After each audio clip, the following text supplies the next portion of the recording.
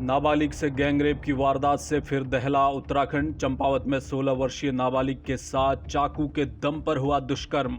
BJP नेता समेत 3 पर एफआईआर दर्ज। रेप का एक आरोपी अग्निवीर निकला। चंपावत के सल्ली में हथियारों के बल पर 16 वर्षीय नाबालिग से सामूहिक दुष्कर्म का एक सनसनीखेज मामला सामने आया है। क्षेत्र के ही 3 लोगों पर नाबालिग से सामूहिक दुष्कर्म के आरोप लगे हैं। पिता की तहरीर के आधार पर पुलिस ने पॉक्सो समेत विभिन्न धाराओं में मामला दर्ज कर लिया है। साथ ही घटनास्थल पर फॉरेंसिक टीम ने साक्ष्य जुटाए हैं। तहरीर में पीड़िता के पिता ने बताया कि बीती 5 मई को एक शादी समारोह में शामिल होने गई उनकी नाबालिग बेटी शाम तक घर नहीं लौटी। वो इंतजार करते रहे, मगर जब देर रात तक उनकी बेटी घर वापस नहीं आई तो बेटी को फोन किया गया, लेकिन उसका फोन नहीं लगा। फिर देर रात 1 बजे के आसपास अचानक उनकी बेटी ने उन्हें कॉल किया, मगर उसके तुरंत बाद उसका फोन स्विच ऑफ आ गया। स्थानीय लोगों और पुलिस की खोजबीन के बाद सुबह 4 बजे उनकी नाबालिग बेटी एक डेयरी के कमरे में नग्न अवस्था में बंधी हुई मिली। पूछताछ में बेटी ने बताया कि सल्ली निवासी 3 लोगों ने उसके साथ जबरन सामूहिक दुष्कर्म किया और किसी को बताने पर जान से मारने की धमकी दी। आरोपियों ने धारदार हथियार, चाकू और बसुला उनकी बेटी के गले पर रखकर जबरन शारीरिक संबंध बनाए। इसके बाद तीनों आरोपियों ने नाबालिग बेटी को रस्सियों की मदद से बांधा और बाहर निकलकर ताला लगा दिया। इसके बाद तीनों आरोपी मौके से फरार हो गए। आज दिनांक 6 मई 2026 को 112 के माध्यम से कॉलर द्वारा सूचित किया गया कि एक नाबालिग बालिका जो अपने दोस्त की शादी में सम्मिलित होने के लिए सल्ली गई थी, वह वहां से मिसिंग है। इस सूचना पर तत्काल कोतवाली चंपावत का फोर्स मौके के लिए रवाना हुआ। वहां पहुंचकर जानकारी जुटाई व पीड़िता की खोजबीन हेतु लग गए। इसी क्रम में एक डेयरी के पास से लड़की की बरामदगी हुई।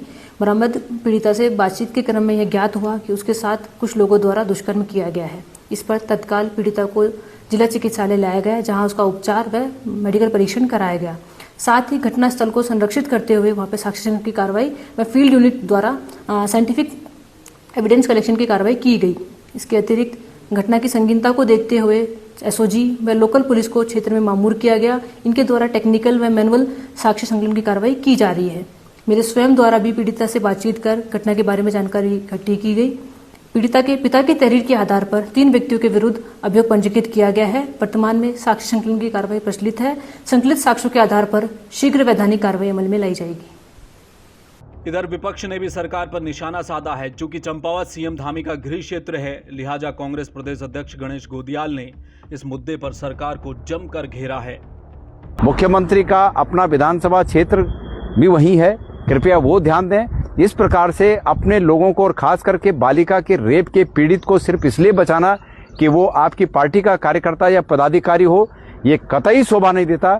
ये कलंक के समान है। अगर इस रूप में अगर किसी को बचाया जाता तो ये कलंक लगने के समान है। इसलिए माननीय मुख्यमंत्री जी, आप तत्काल ध्यान दीजिए, वहां पुलिस को आदेश करिए कि जो भी दोषी हो उस दोषी को बचाने के लिए पुलिस प्रयास न करे, उसके ऊपर तत्काल एफआईआर दर्ज हो, उनकी गिरफ्तारियां हो।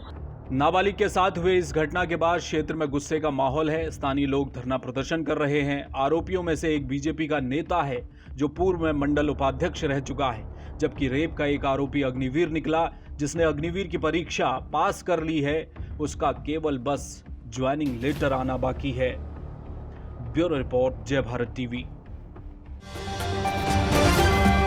आप देख रहे हैं जय भारत टीवी।